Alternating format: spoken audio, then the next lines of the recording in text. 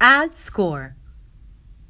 If you'd like to make an online quiz, calculate performance scores for your employees, establish pre-recruitment entrance exams or post-course evaluation exams, build an online shopping cart, or perform any number of similar tasks, you can add the Scoring Pro feature to your survey. Once you've finished generating your questions, just click on the Add Score button located on the target question and demonstrate how the score should be calculated.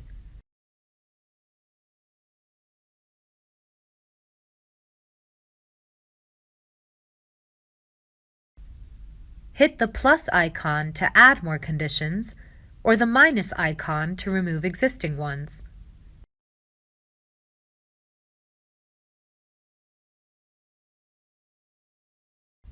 You can also use the calculated score as the first operand in the logic feature.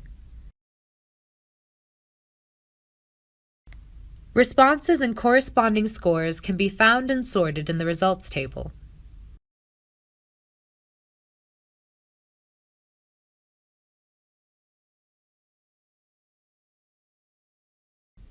You can also see graphical charts and other related information, such as the mean or standard deviation of the scores, in the Charts and Analysis section. Contact us at support@porsline.com if you have any further questions.